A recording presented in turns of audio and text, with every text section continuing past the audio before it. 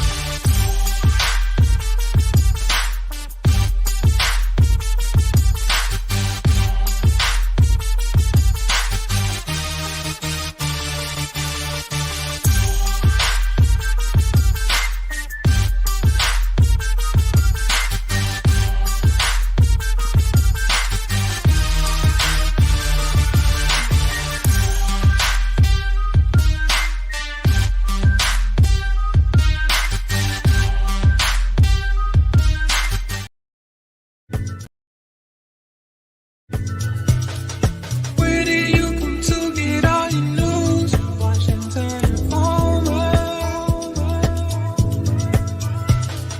Where did you come to get all your news? Washington Informer. Good afternoon, and good Friday, and welcome to another episode of Win TV. I'm your host, Denise Rollard Barnes, publisher of the Washington Informer. And I hope you've had a chance to pick up a copy of this week's Informer. Let me grab my print issue because you all know I love to show the fact that we're still printing a newspaper. We got a great coverage this week. I want you to check it out. You know, we did a lot on the graduations in Washington, D.C., Howard University and the University of the District of Columbia. So you want to check out the coverage on that, as well as a story that Austin Cooper wrote about these Talbot Street residents over here in Southeast. They moved into these condominiums, spent money. Of course, some of them are first-time home buyers. Some of them were actually homeless before they were able to move into these condos. They got assistance from the city and got in there and found out that the condominiums, the construction work that had been done was so poor that they had to leave out suddenly. They were given almost like 2 weeks to vacate because the places were uninhabitable. And these residents, I think there are 46 of them, most of them are living in apartments. The city is helping them to pay their rent, but at the same time, they're still paying mortgages and condo fees, and they move back in. So, interesting story, part of a series of articles that we've been doing on home ownership and how to keep homes Black owned in the DMV. So we hope that you'll check that out in the Washington Informer. And of course, if you haven't picked up a copy, you can read the online edition at washingtoninformer.com. I think that was already shown you on the screen. So, make sure that you get a copy of the Washington Informer. Visit us online. And while you're there, be sure to sign up for the Washington Informer. We certainly would like to be able to send you news and the digital edition every week, but you have to sign up to do that. So we look forward to having you as part of our Washington Informer family, to receive our emails and all the other information that so many of our advertisers and readers and what have you want to share with you. Speaking of, as you know, Washington Informer Charities, at least I hope you know, every year sponsors an African American Heritage Tour. It was really important for us way back in the day, in the charities as our nonprofit arm, to begin to share Black history. You see my sign behind me, Black Lives and Black History Matter. Got that thanks to Chuck Hicks, Mr. Black History. But 10 years ago, we realized that there's so many Black history treasures right here in our neighborhood. And if you're like me and our community, as you live in the area, but you just never take the time to go and see what's in our own backyards. So we are doing our annual African American Heritage Tour. This will be I believe, our 10th year, believe it or not. Woo! And we are going to go to Montgomery County. And, we've done Georgetown, we've done several places in DC, we've done the Harriet Tubman Tour, we've done Baltimore, we've done Annapolis, and several other places. Last year, we went to Virginia, to a town that was settled by freed slaves, enslaved people, and just a little neighborhood. But it was a really great event that we had for Juneteenth. So we hope you'll visit us at washingtoninformer.com, visit our website. We'll be sending out an email blast and sign up. It's limited. Only 150 people will be able to join us. But sign up and enjoy our African American Heritage Tour this year to Montgomery County. I guess you're saying, well, when is it, Denise? It's June 24th. It'll be on June 24th. We, of course, provide breakfast and lunch. And we hope that if you decide to come, that you'll bring some young people with you as well. We certainly would love to have you there. If you're watching this broadcast on social media, go ahead and share it with your followers. Be sure to subscribe to our YouTube channel at Washington Informer TV. That's one word, Washington Informer TV. And, just enjoy, hopefully, the show and share. We hope we're providing enough news and information for you to share and have others to join us. Let me tell you, yesterday was an exciting day for the Rolark Barnes family. After several years, actually, of lobbying the city council, we were supported by Chairman Phil Mendelson and the Ward 8 council member Trayon White to get a bill passed that would allow us to have a ceremonial name in Foxhall Place, the block where Dr. Calvin Rolark and Wilhelmina Rolark, his wife, my stepmother, lived for nearly 40 years. So we had, as my daddy used to say, Lottie Dottie and everybody out there to support or to see this unveiling of the Wilhelmina and Calvin Rolark Way street sign. We'll be sharing some of those photos, but you can go to our website and see more coverage of that. But we were very, very grateful that two individuals, Dr. Rolark, my father died in 1994, Wilhelmina Rolark died in 2006, but that the memory and the work and the contributions that they've given to this community are still remembered by many. And as the next generation comes along, we certainly do want to make sure that their memories continue on, and that, it serves as a light to the work that we all could be doing to make our communities a better place to live. And they were here when times were tougher than they are right now. As one of the council members mentioned, the 1990s, we had a murder rate in the District of Columbia it was over 500 in a year. I mean, DC was known as the murder capital of the world. So it was a lot of work they had to do to address crime and to bring it down.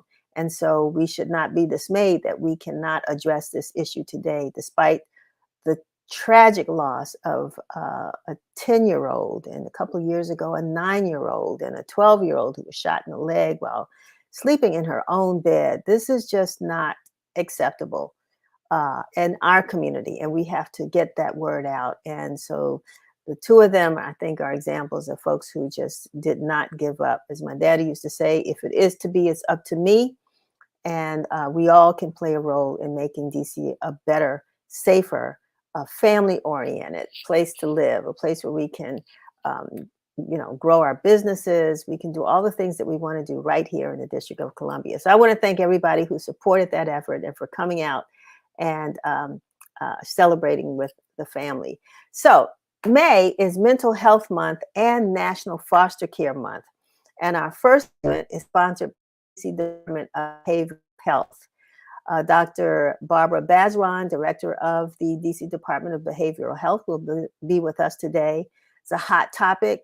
The city has tremendous resources, and I think we need to look to take notes during this conversation about what we can do to address the issue of mental health in the District of Columbia. And we will also show a segment that our managing editor, Misha Green, had a conversation with Bladensburg Councilmember Jocelyn Root earlier this month about foster care parenting. This is National Foster Care Parent Month. And, believe it or not, there's probably a lot of correlation between foster care and mental health and Mother's Day and all the things that we celebrate or acknowledge during this time of the year. So stick with us, and we're going to take a quick break right now and get our news report from Curtis Knowles. This is WIN TV News, bringing you the news that matters. Daniel Penny, the 24-year-old man who put Jordan Neely in a fatal chokehold in the New York City subway more than a week ago, was arraigned and criminally charged in a Manhattan courtroom on Friday. Penny, a former U.S. Marine who is white, is facing a felony charge of second-degree manslaughter for the death of Neely, a 30-year-old black man who was homeless. The charge carries a maximum sentence of 15 years, and his next court date is set for July 17th. Neely's death sparked protests and a national debate and brought attention to the occasional harsh and violent treatment of homeless people, particularly those with mental illness. Montana has officially become the first state to ban TikTok on Wednesday after Governor Greg Gianforte signed a bill restricting downloads of the immensely popular social media app into law. The legislation, which passed last month, makes it illegal for the app stores to give the users options to download TikTok and illegal for the company to operate within the state. Violations of the ban include every time a user is offered the ability to download the app, and each violation could carry a $10,000 penalty, enforced and handled by the Montana Justice Department. TikTok spokesperson Brooke Oberwetter called the bill, quote, unlawful in a statement on Wednesday, saying that the app is a platform that, quote, empowers hundreds of thousands of people across the state. Prince George's County Executive Angela Alsobrooks held a rally officially announcing her bid for the U.S. Senate on May 10th. She told the crowd of roughly 150 supporters that she was proud to have the opportunity to represent not just her county, but the entire state of Maryland in the U.S. Senate.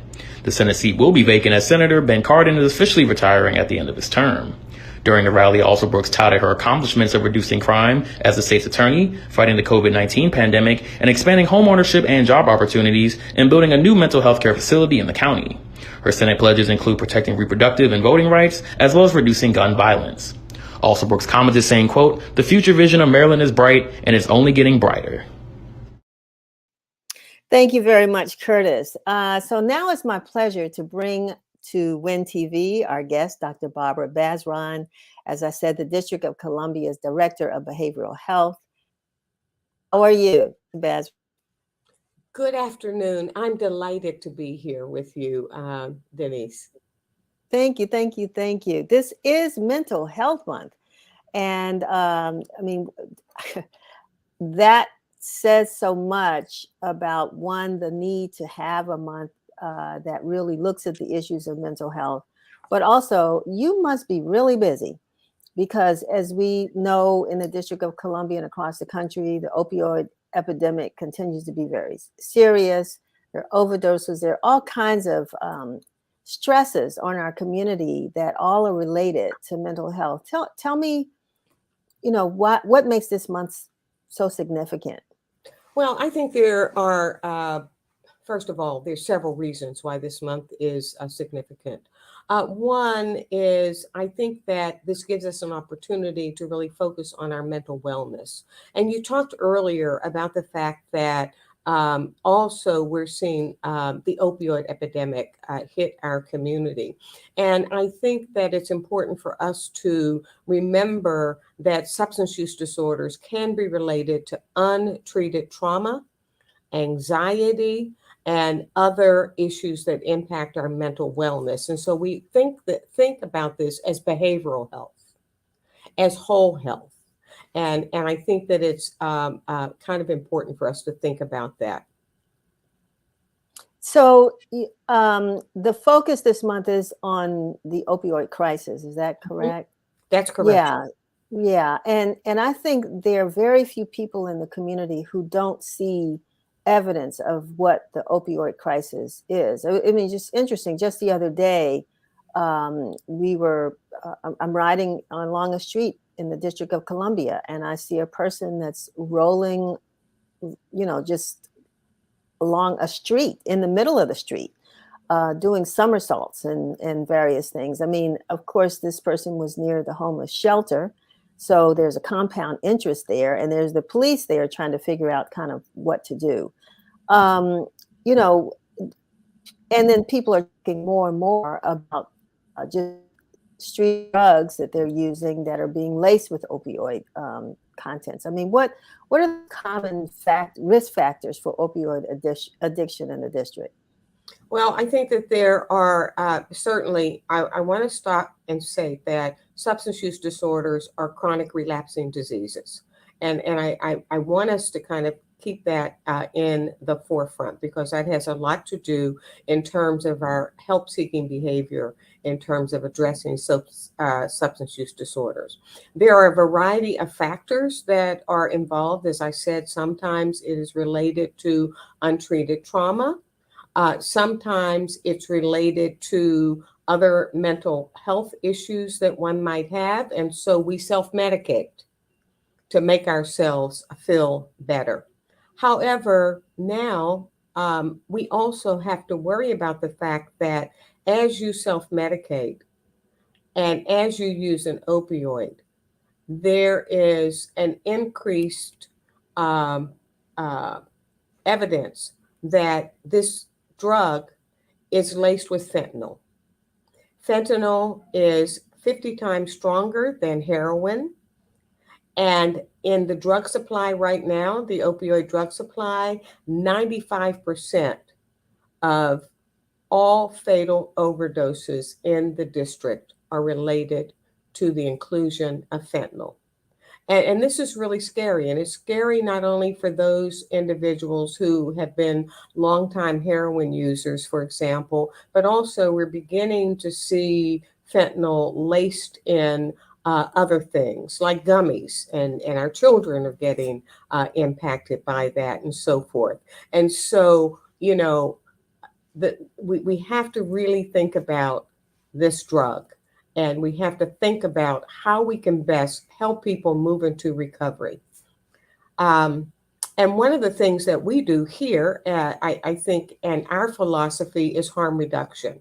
We know that substance use disorders is a chronic relapsing disease. We know that in order to get people into recovery, we have to first do what? We got to keep them alive. So harm reduction, and I say that, and people go, huh, but really, we have to keep them alive. And so harm reduction is extremely important. When I first started in the field, I can tell you several years ago, it was that unless you were willing to cold turkey and to not use and be totally clean, treatment may not have been available to you.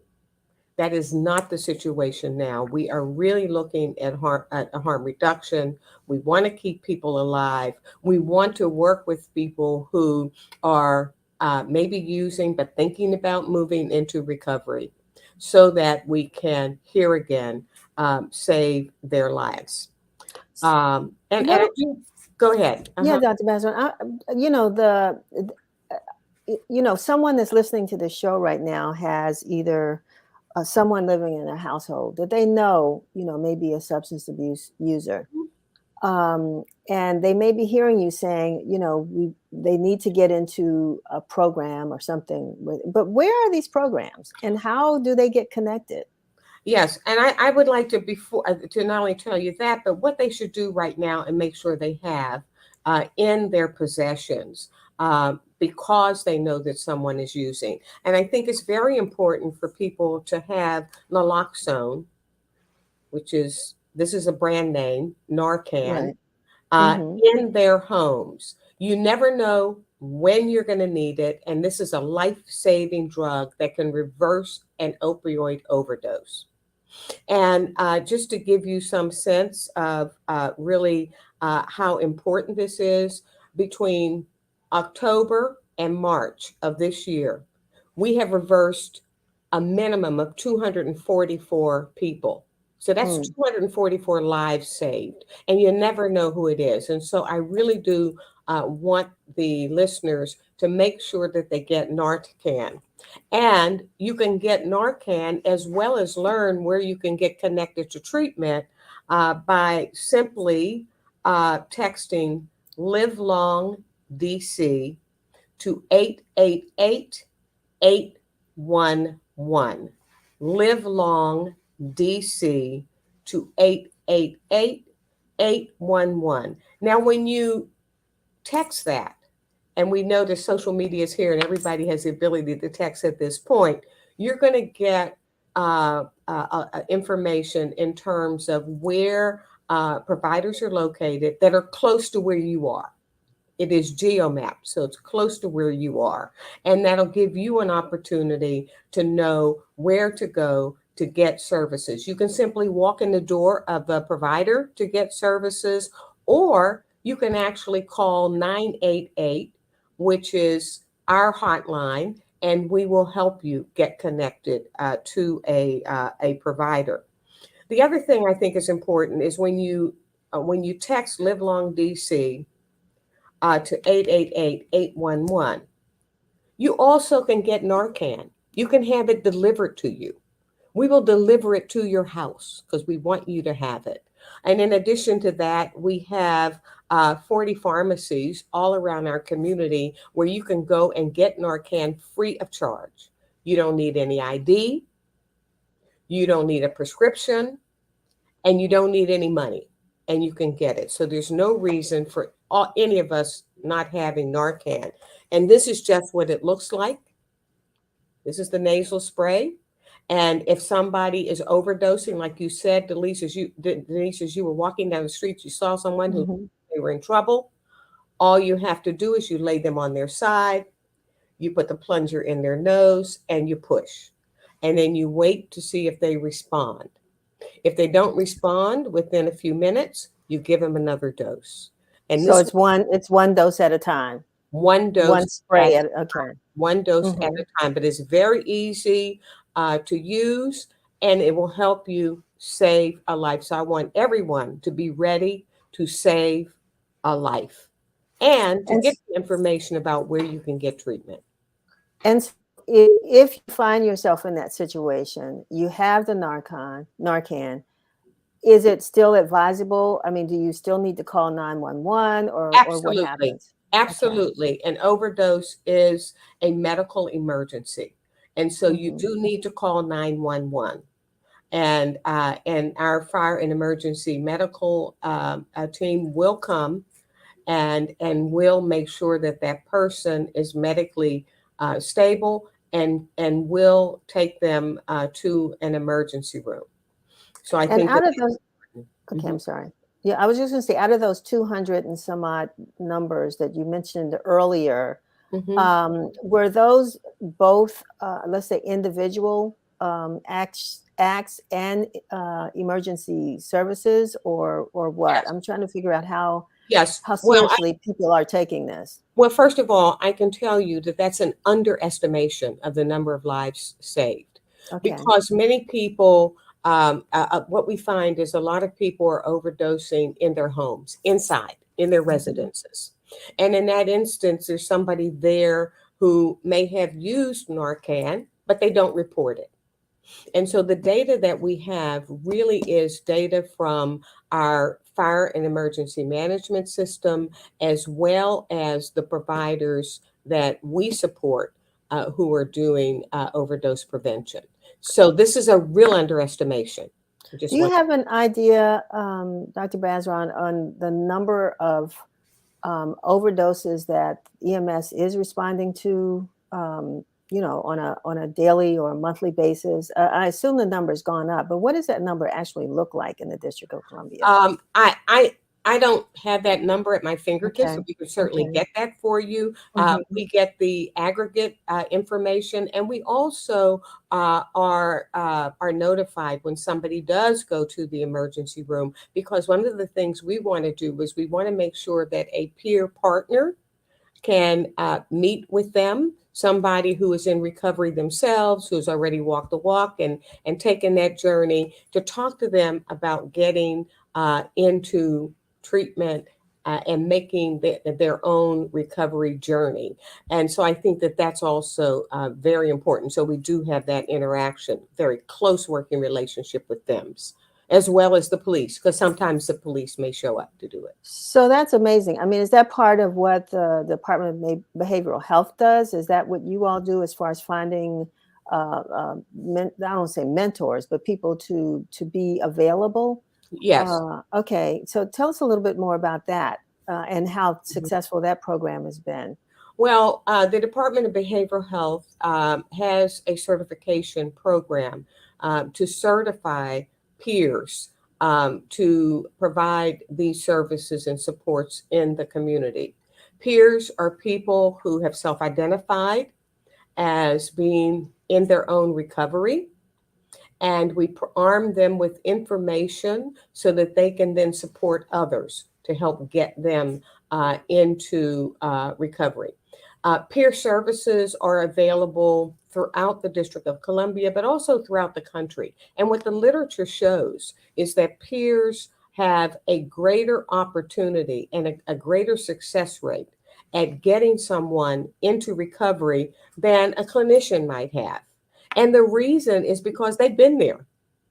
They've done it. They've Mm-hmm. had that journey.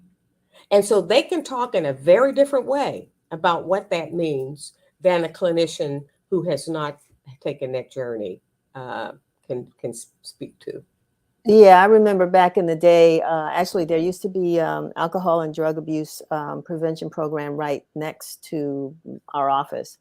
Uh-huh. And most of the folks that worked there were recovering addicts themselves, substance abusers themselves.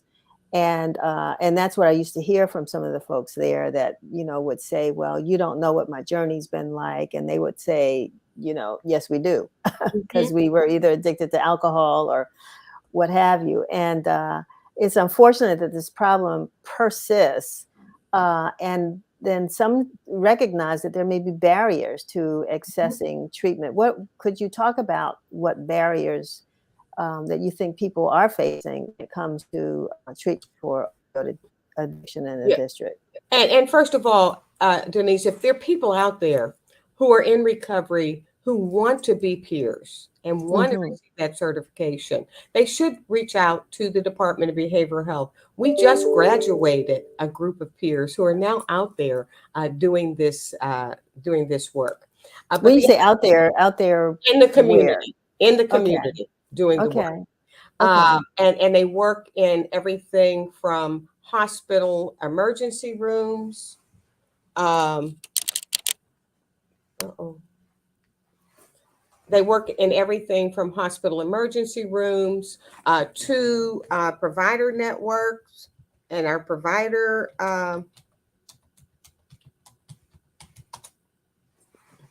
You there? Yes, I'm here. Okay. Within our provider community, and I think that that's very useful because they are literally everywhere within the community and working. So that's important. But you asked and you said, so About the barriers, what are barriers to barriers? treatment. One of the biggest barriers is stigma and shame. that is one of the biggest barriers to treatment Mm-hmm. because people, don't feel that, they may be embarrassed. There's a lot of stigma about people who have substance use disorders, even though we know it is a chronic relapsing disease. We know that people say, oh, it's a failing of your personality. You're just not strong enough. You need to just get with it. But that stigma is a big, big barrier. And so we try to put the word out that there's no shame in your game if you go for treatment. Mm-hmm. That's the right thing to do. If you had a broken leg, would you hesitate to go to the doctor to get it fixed? And the answer for most people is no, I go right there. Same thing should happen if you have a substance use disorder. You should really feel that you need to go and get the help you need. And we all together have to really break the stigma and let people know that it's okay and it is the right thing to go and get the help you need. Now, one of the things, we all have accepted the fact that there are disparities in healthcare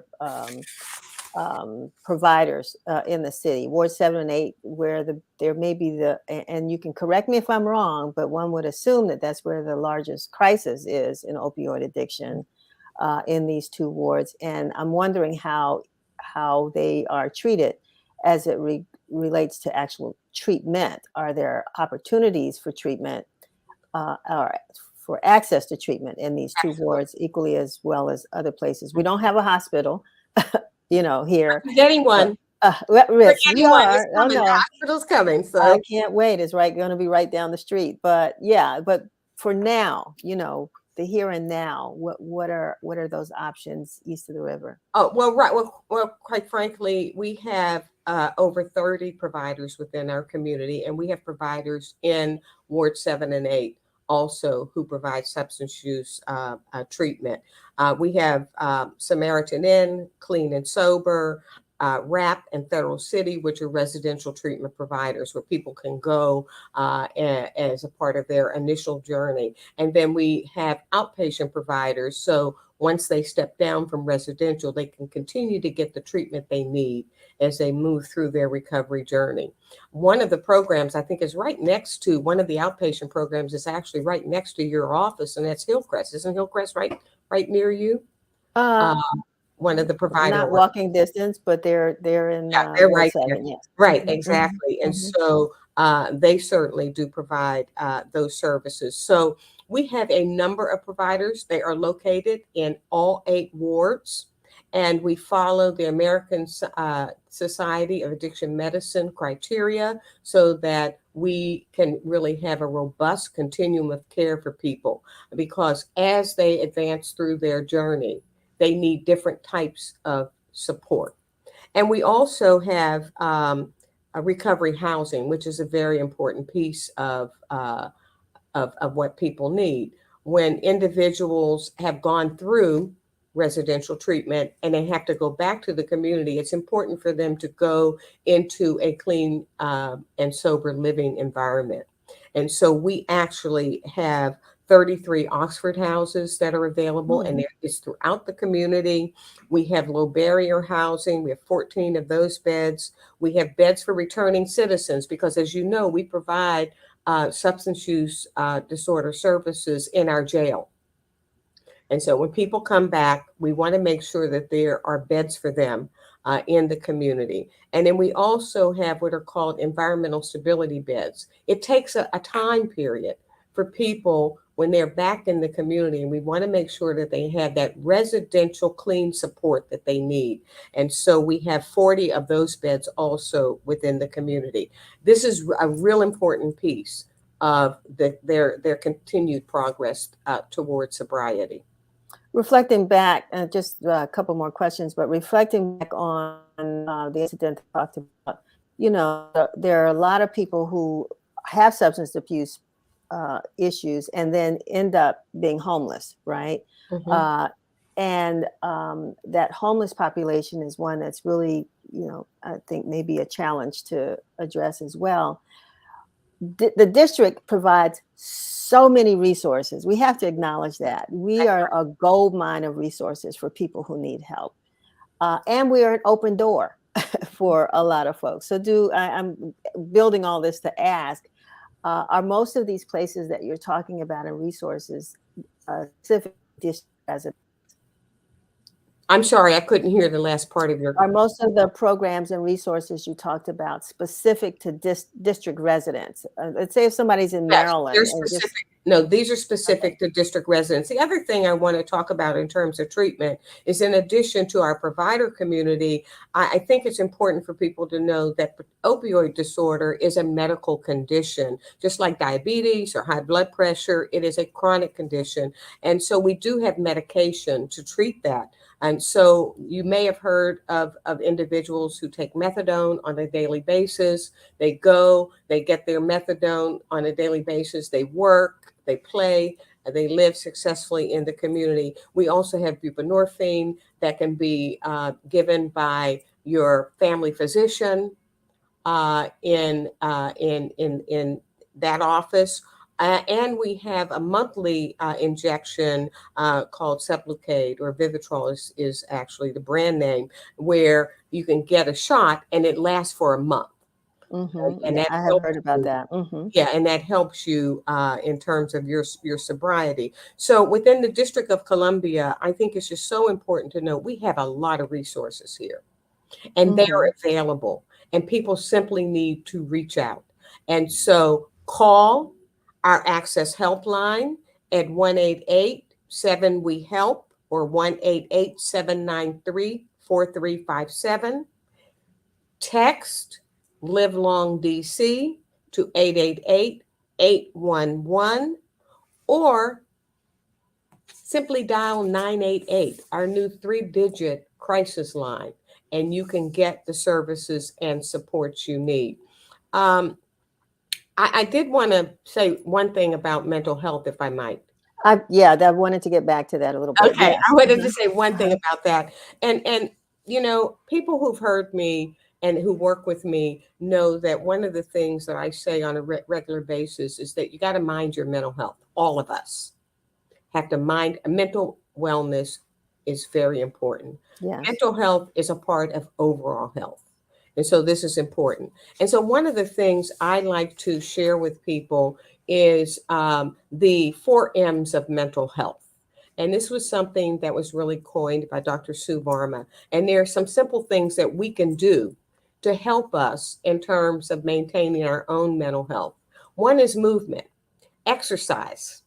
Exercise makes a difference.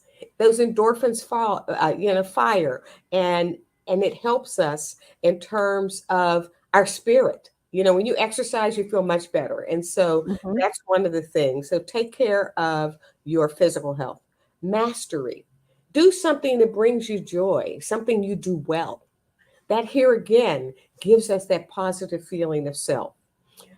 Maintain meaningful engagement. It's important for us, and particularly as we're coming out of the COVID-19 pandemic, to stay connected to people.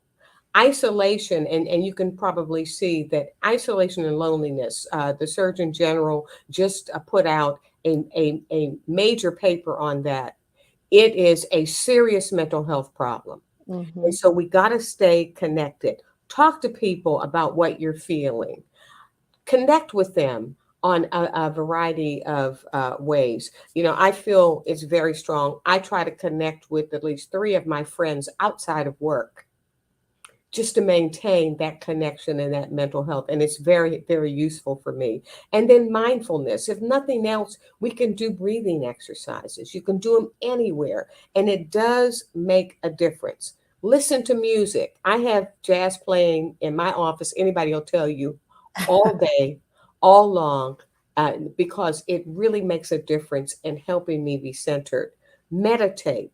Engage in some relaxing activities. And these are simple things. They don't cost money, but they are important to minding your mental health. And we, particularly within the African American community, I think it is critical for us, as well as everyone within our community, to mind our mental health. There's no shame. This is a part of good health care, and it's a part of health care. If I don't take care of me, I can't take care of you.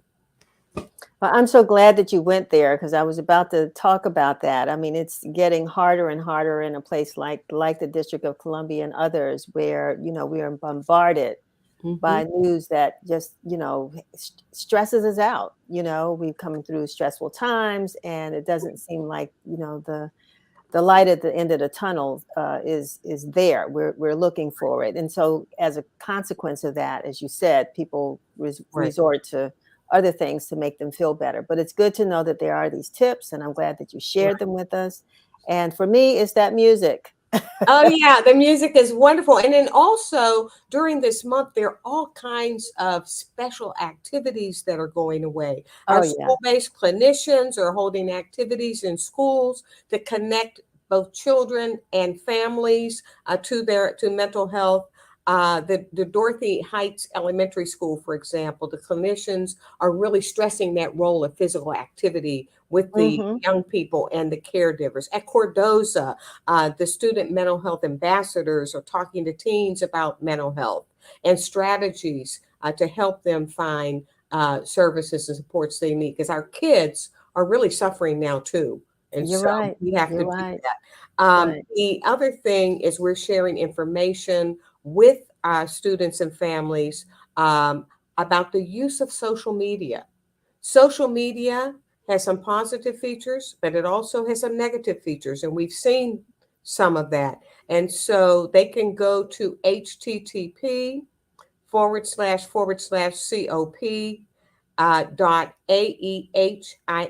.aehinst.org. And I'll send that to you so that you have it. Great. Social media can have a negative impact. We've got to look at the screen time that for our young people, and we have to make sure that they're not buying into some of the fantasy images about my body should look like this, I should be that, because it is having a detrimental effect on our young people.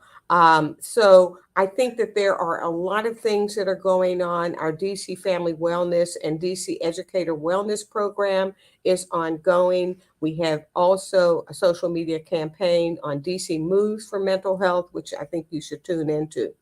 And the last thing is 988. If you don't remember another thing, that is an important 3-digit number. You can get mental health support, substance use support, co occurring support, and you can get 3 free visits with a clinician without having to even sign up or register or pay.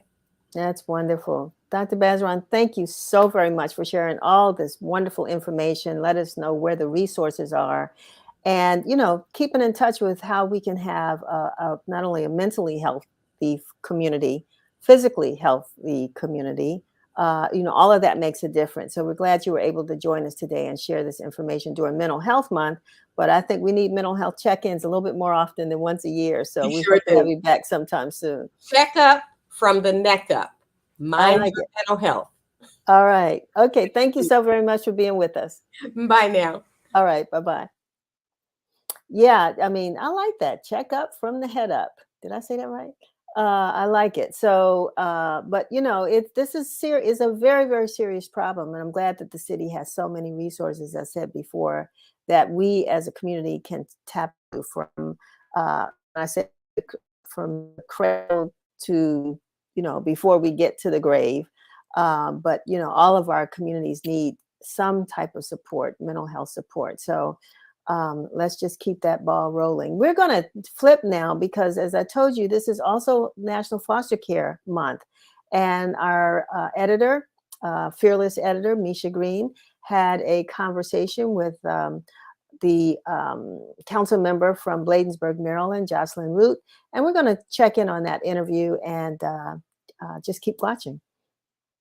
Where do you come to get all your news? You already know it is Washington Informer, and I am live with Council Member Jocelyn Rout, who is here to talk to us today about a lot. Because when we get on, how we do, we catch up about a lot of things here at the Washington Informer. However, Bladensburg Council Member Jocelyn Rout is going to particularly go into a little bit about her journey as a foster care provider. And it is May, which is National Foster Care Month. And so we are ensuring that statistics get out there, as well as honoring the people out there doing the good work. And Councilmember Jocelyn Rout is one of those people. So thank you so much for being with us today.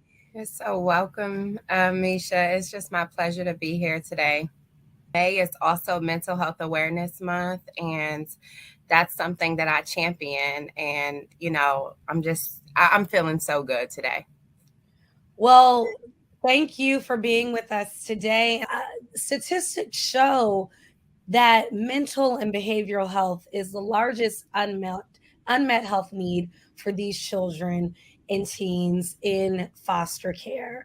And that has to be an issue that I know you are well informed about as a champion for mental health. So please tell us a little bit about both of these issues that we're championing this month and how they intersect.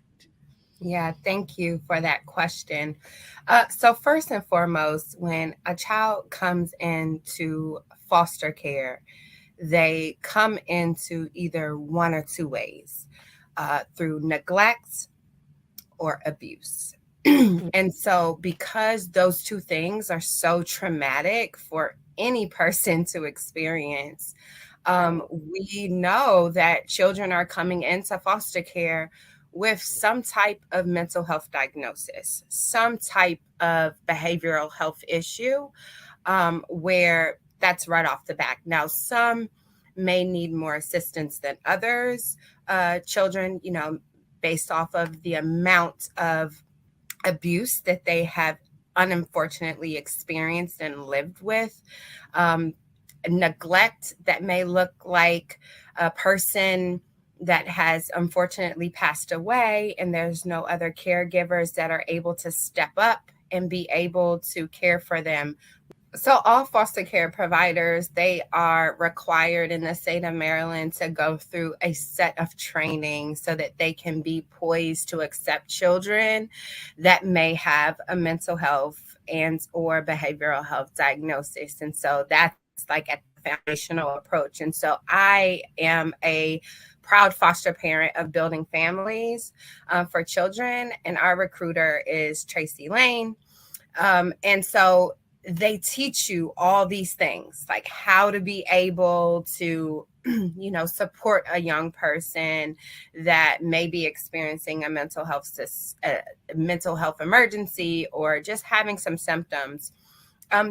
Therapeutic foster care is a foster care for children that may have higher needs than traditional children. And I'm going to use those air quotes because I hate the term traditional versus therapeutic. Yeah. I think all of our babies that come into the system are therapeutic in some way, shape, or form, but there are children that have a higher need. And so the training in collaboration with an individual's treatment team, they will create an individual plan to support that young person. So whether that looks like therapy, whether that looks like, therapy or medication management or some type of mentoring that could come in and support the young person, that looks different for every child because every child is an individual. But the important thing is that there are agencies that wrap their hands around the foster parent and the child to make sure that children just receive the love and the support that they unfortunately didn't receive in their birth home placement, but making sure that these children grow, thrive, and live in love. And how long have you been a foster mother yourself? So I got my first child in 2009. I've had little breaks here and there, but I have fostered many, many children. I have foster grandchildren that come back around. So yes, since 2009. And tell me a little bit about that experience. What got you originally interested in providing that kind of care for children around the area? So I started off when I was a student at Howard University. I was a therapeutic mentor, and I mentored children in the treatment foster care program in DC. And I had this one particular girl that never wanted to leave my home. So I would like take her out, and I would bring her back to my house. I would cook maybe dinner for her, and she's like, "Oh, Miss Johnson, I don't want to go. I don't want to leave. I don't want to leave." And so of course I had to get permission for her to like stay over. And so it like kind of kept growing. So at first it was like from Friday to Saturday, then it was like from Friday to Sunday, and then it was like from Friday to Monday morning. And her social worker, I will never forget the conversation. I was dropping her back off, and she had stayed, like at this point it was probably like Thursday to Monday, and the social worker was like, "Miss Rout, you are really like taking care of this young person. Have you ever considered being a foster parent? Because like you're so good at it." And I'm like, "Me, I'm only 22 years old. I do not need to be a mother." And she was like, "No, there's support, and you're already doing it. You're having her half the week anyway." And she literally talked me into it, to the point where when we went to court, when she was ready to change the placement, I had taken all of the classes.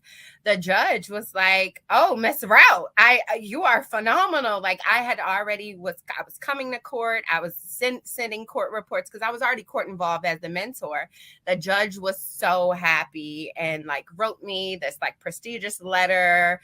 And so that was my first time. I mean, it was like, I didn't know what I was doing. I just knew I went through the training. I was 22 at the time, and I just knew that I had this girl, this baby, who was so attached to me that just never wanted to go back to her foster care placement.